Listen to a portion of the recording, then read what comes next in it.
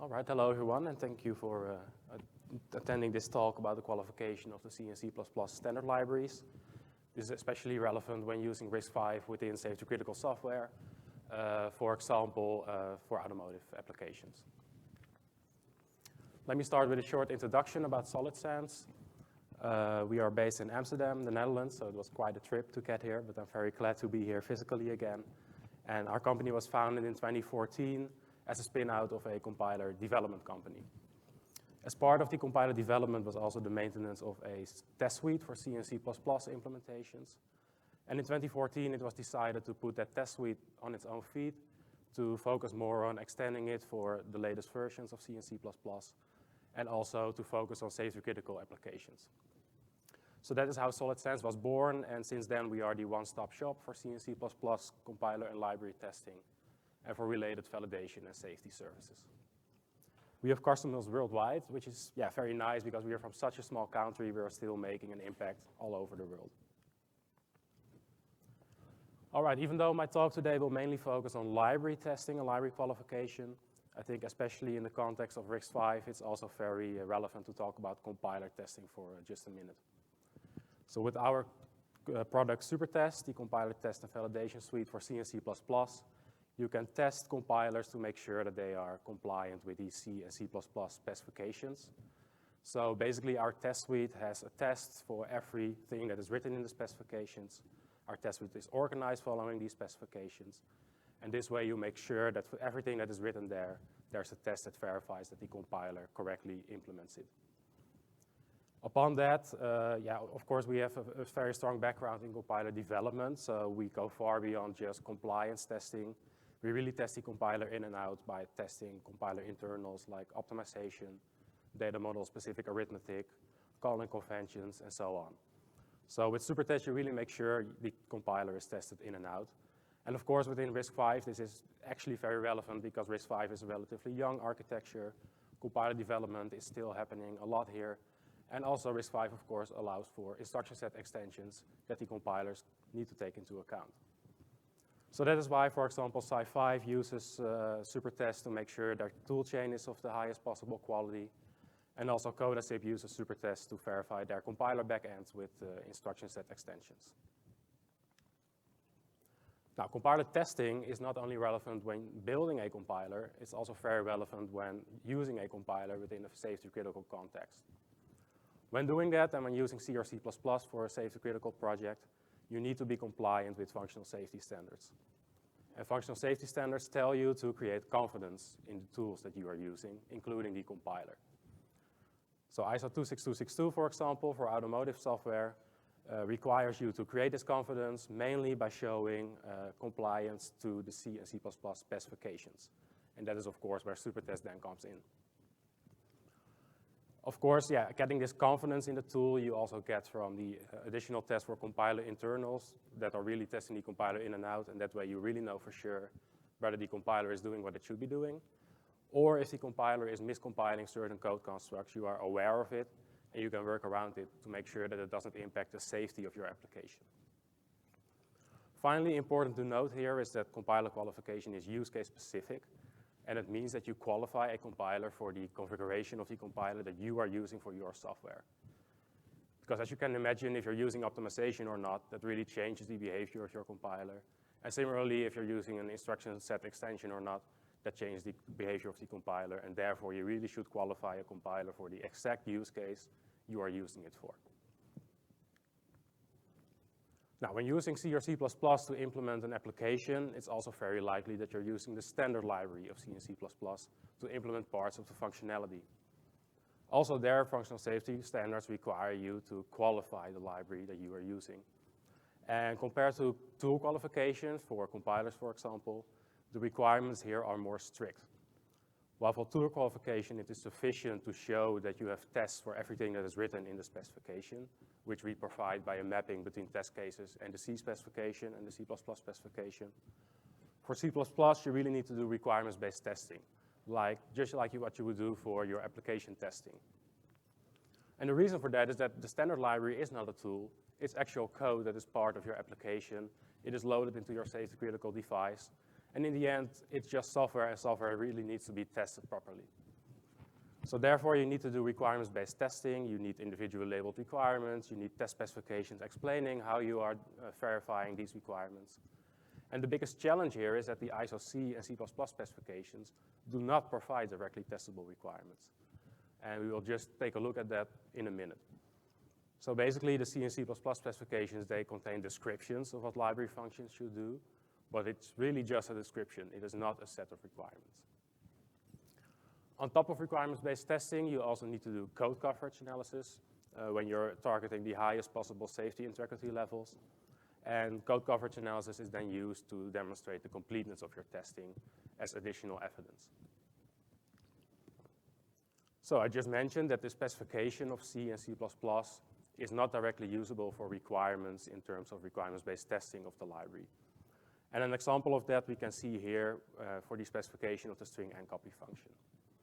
So these 4 sentences about the string ncopy function is all that there is written about the string ncopy function in the C99 specification. And let's now try to break it down to see whether it's possible to do requirements-based testing using this text or not. First of all, let's take a look at the specification of the prototype of the function. So the string ncopy function takes a pointer to a character S1. It takes a pointer to character S2, which is a string that is being copied to S1. And then size tn, which is the maximum number of characters that should be copied. Now, let's start with the good news. And it is that the bottom 2 sentences are very clear, they are very straightforward, and they can be directly used for requirements-based testing. All we need to do here is give these sentences a label, and then they become a requirement that we can use for a requirements-based test suite. But looking at the sentence above there, it already gets a bit more problematic. This sentence here states that if copying takes place between objects that overlap, the behavior of the string ncopy function is undefined. So actually, it says that there's no requirement at all on the function if copying takes place between overlapping objects. So that means when creating a requirements-based test suite, this is not something that should be taken into account at all because it's not a requirement on the implementation, it's a requirement on how the function is being used. So the application developer should make sure that he is not calling the function with overlapping objects. So it becomes a precondition to this function, and it is not an implementation requirement of this function. Even more problematic is this sentence above. It states that the string ncopy function copies not more than n characters. So actually it says what the function should not do, and it does not say what the function should implement. And if you would read this very pedantically, you could even understand it as if the function never has to copy anything, because then it's copying not more than n characters, and it would be compliant with this specification. Now, obviously, knowing what this function should do, that is not the case. But when creating a requirements-based test suite, you really need to make it specific and explicit what the function should be doing, because only that way you can reliably test the implementation of the function. So what we have done is we have analyzed this text from the C specification, and we have actually created testable and directly usable requirements for it. The top 2 requirements we see here are based on the orange piece of text that we just looked at, and they now make very explicit what the function should do when it's being called with a value of n and a string that is smaller than that, and what should be happening if it's being copied with a value of n and a string that is equal size or larger than that. And based on these requirements, we can then create tests that are clearly verifying the behavior of what the function should actually do. The 2 green requirements on here, those are directly taken from the specification, and we have given them a label because, like I said, they are directly usable for requirements-based testing. Finally, the bottom 2 blue requirements over here do not come from the specification at all. They come from expertise and knowledge about what goes wrong when implementing a function in C. So for example, we are writing that the function should never write into the target array S1 beyond the first n characters, because it would be a buffer overflow, and you know all kinds of safety issues could occur there. So by adding these requirements and really making it a complete list of what the function should implement, we can then reliably test the implementation of a function like string ncopy. So this is what we have done for the entire C standard library, and based on that we have created our product SuperGuard, which is our requirements-based test suite for the C standard library Qualification. We have created a detailed breakdown of the C library specification into implementation requirements that we just looked at. We have written test specifications that explain how these requirements are being verified by our test suite. And then, of course, we have actual test cases that perform the verification of the requirements.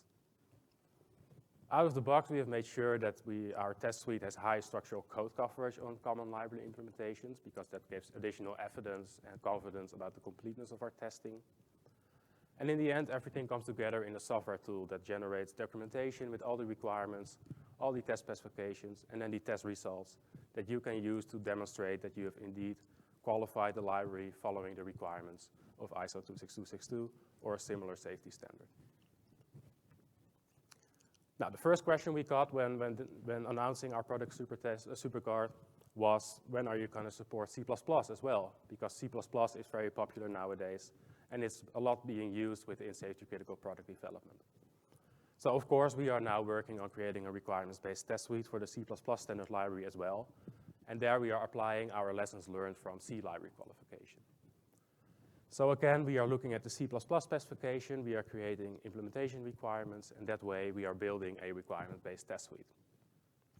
But the biggest challenge here is that compared to C, C++ standard library is a lot bigger. And at the same time, C++ is evolving very quickly, because every 3 years a new version comes out, which might add many new features to the standard library. Therefore, we are now working together with our customers to look at popular subsets of the C++ standard library that are being used within the industries where we are working with our customers. And that way we make sure that we can still create a very valuable requirements-based test suite for C++ without needing to cover everything that might not even be used in the industry. So we are expecting to have a first requirements-based test suite for a subset of C++ at the end of next year. Finally, on top of the size of the C++ standard library, we have an additional challenge here, and that is code coverage analysis. And the challenge here is that C++ is, of course, a lot more advanced than C. It's adding very powerful features on top of C, but some of these features make code coverage analysis quite complicated. A good example of that is compile time evaluation. Compile time evaluation allows a developer to say that a function or a statement is cons-expert, which means that the code is being computed by the compiler instead of it being compiled and computed on your target. And a good example of that you see here on line 14 in the if-then-else statement. The if-then-else statement is computed by the compiler, and only the result, which is line 15, ends up on the target. The problem here is that many code coverage analysis tools, they instrument source code, compile that instrumented source code, and then execute it on the target to, at runtime, decide which parts of the code are being executed or not. But when code is being computed by the compiler already, this information gets lost. And the challenge here is that a lot of code in the C++ standard library is declared to be cons-expert. So even though we are covering it, like function foo on line 1 to 3, which is being called on line 14, the code coverage analysis tool is simply telling us we are not covering it at all. So to be confident about the completeness of our test cases, we need to do additional analysis. We need to improve code coverage analysis tools to make this possible. And therefore, we are talking to developers of such tools to make them aware of the issues we are facing and to see if the tools can be made more suitable for library qualification. Finally, another challenge is that a lot of code in C++ standard library is in header files and not in source code files. And many of these code coverage analysis tools, again, really look at source code files and don't consider header files as any source code. And then, they simply ignore them. So this is another detail that we are discussing and making these developers aware of to make sure that these tools become more suitable for library qualification. That wraps it up. I hope I gave you a nice overview of compiler and library qualification today. If you would like to further discuss this or talk about common subsets of C++ that you are interested in, then please make sure to visit us at booth number T6. And we also have some very nice goodies there, so make sure to pass by. Thank you all, and let's go on to the Q&A session. Sure, thank you very much. There's 2 questions from the online audience. So first one, C and C++ allow undefined behavior. How do you verify that? That's a very good question. And yeah, what I mentioned when decomposing the standard here, actually on the implementation of the function, undefined behavior is not a requirement because the implementation does not need to implement anything because the behavior is undefined. So instead, this is a precondition on the function, and our report generators out of SuperGuard list those preconditions on the functions to make developers aware of them. But on top of them, the common way of handling this is using a analysis tool, a static analysis tool that makes sure that indeed the function is not called missing the precondition. And in automotive, a very common way of doing that is using the MISRA coding guidelines and MISRA coding checkers, which warn you about utilizing undefined behavior in the standard library. Thank you. One more question. So do you plan to create a test suite for Rust? Also a very good question. So we are definitely keeping our eyes open here. We are not blind for only looking at C and C++. And indeed, we see that Rust is becoming more popular in the industry. A challenge here is that Rust does not have a standardized and fixed specification like C and C++ have. So it is more challenging to create a fixed test suite for it. But we are definitely looking at ways to do that and keeping our eyes open to see the development of Rust and seeing it become more mature, and then that is definitely an option. Yeah. Okay, so questions over here. Anyone? Questions? Thank you for the string and copy example. It was really easy to understand. And what will be an example for the functional safety 26262 for a similar function in C or C++ library? Yeah, that's a very good question. So the requirement from ISO 26262 for the standard library or any library that you might be using is that you need to qualify the library that you're using. And the way of qualifying the library that you're using is doing requirements-based testing. So that is exactly what we have created SuperGuard for. We have made the specification explicit. We have made requirements out of that, such that you can perform requirements-based testing. So with our product SuperGuard, which is the requirements-based test suite, you can then perform the testing and create the reports that are needed as evidence for ISO 26262. And also the test cases in the test suite, we have made sure that they are compliant with what ISO 26262 requires. So for example, we are specifying equivalence clauses and boundary values, all to make sure that everything that's required by these standards is being covered by our test suite. Any more questions? I'm going there first.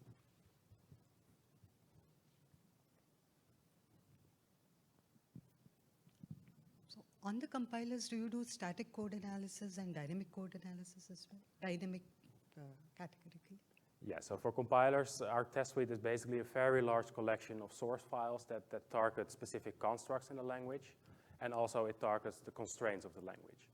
So those programs we feed to the compiler, and the runtime tests we run on the target, and we verify that the behavior is as expected. And the test for constraints, we verify that the compiler gives a proper error message, such that no invalid code ends up in your device, which might, of course, also be a safety issue. So by doing that for the entire C and C++ specifications, we make sure that the compiler is compliant with its specification. Oh, thank you. You're welcome. We have one more question here, and I think this is the last one. You mentioned you were adding support for C++, like a subset. What's the subset people have been most interested in? That's a very good question. So yeah, we see in automotive that there's indeed some common classes that are being used a lot. So containers, of course, are very popular. From the top of my head, utility header is a lot of functionality that is being used. And so there are some more. From the top of my head, I don't know all of them. But if you visit our booth, I would be happy to talk about it in more depth. So I think that's it. So thank you very much. Thank you.